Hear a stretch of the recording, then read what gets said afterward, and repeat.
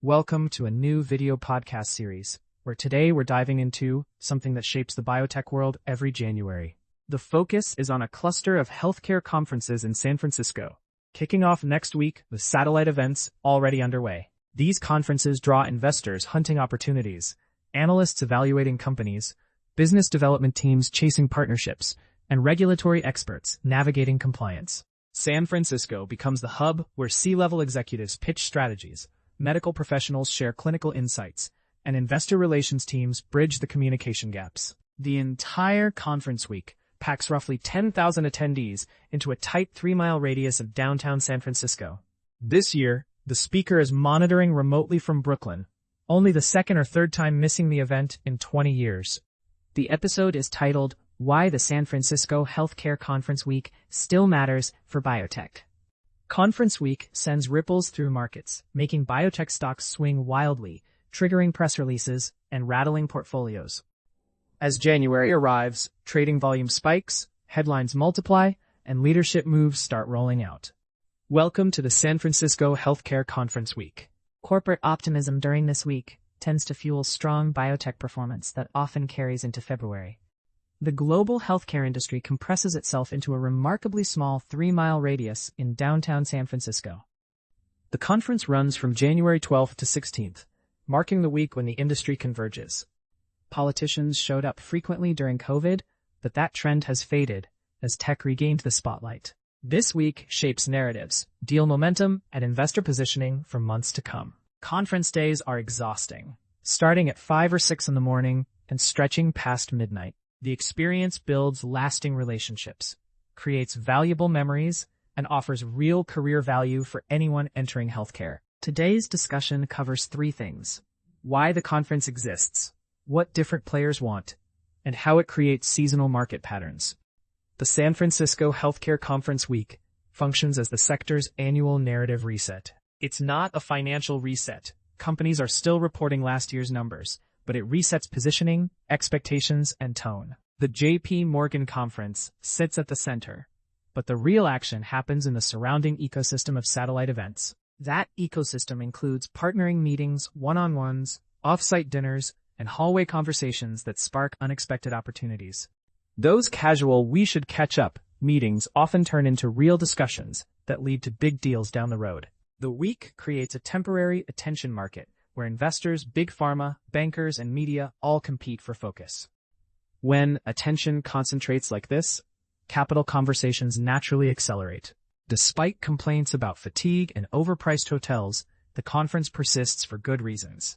The speaker once paid $4,000 for 4 nights at a motel-quality hotel near downtown, a real shock. The conference endures because it enables narrative discovery, compresses relationship building, drives business development, and facilitates capital formation. Biotech is fundamentally a forward-looking business, constantly selling visions of clinical outcomes and regulatory paths. Conference week lets companies stress test those narratives rapidly across investors, partners, and analysts all at once. Most deals don't happen from a single meeting. They happen because trust compounds over time. This week compresses months of relationship maintenance into just a few intense days. With 10 to 15 meetings over 4 days, details blur, but key information still sticks. Business development is central, with smaller companies seeking optionality and larger ones scanning for pipeline assets to create leverage. Capital formation connects to equity raising, debt options, and strategy rethinking when access tightens. It's really an annual capital and deal coordination event. The density of meaningful meetings determines whether the time investment delivers a good return. The week functions as many overlapping markets happening at once, each with distinct goals. Generalist investors ask broad questions about risk appetite, market type, team quality, and clean stories with visible execution. Specialist biotech funds dig deeper into trial design, regulatory paths, management credibility, and cash runway sustainability. They also track second-order signals like board changes, commercial hires, and language shifts. Management confidence during presentations can move stocks, especially when executives handle tough questions with clarity. Insights from analyst meetings spread quickly to broader markets, sometimes shifting prices the next day. Big pharma teams focus on pipeline replacement, prioritizing assets with human data, clear endpoints, and plausible reimbursement. Proof over promise isn't just a slogan. It's a filter. Bankers watch for leverage, financing pressure, and competitive tension to gauge deal momentum. Private companies aim for discoverability while emphasizing discipline, hitting milestones, and proving manufacturing capability. How media frames the week often defines how the entire quarter or even year gets interpreted.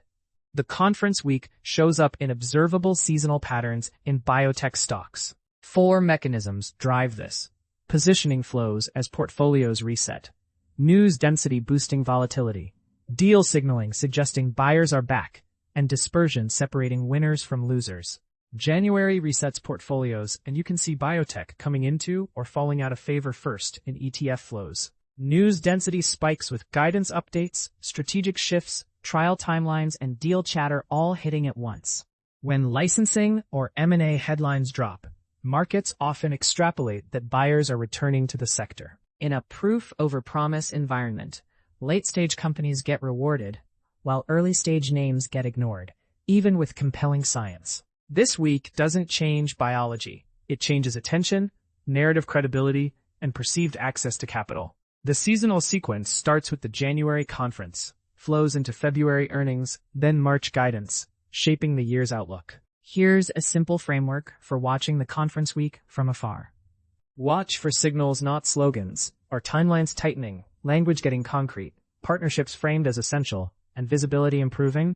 Track deal tone by looking at late-stage focus, risk-sharing structures, who's buying, and why they're acting now.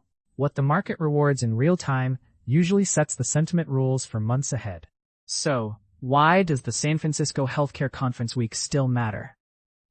It compresses narrative setting, relationship building, partnering, capital formation, and media framing into just a few days. Because biotech is a market of future expectations, that compression really matters. The key question this year is whether the market still favors proof over promise, or if risk appetite is broadening to reward early-stage innovation again. The answer that emerges in January tends to echo well beyond the conference week. More analysis and video podcasts will follow in February and March as the data unfolds. The speaker will be watching from home this year, like a fan enjoying the game with pizza, while others are in the stands.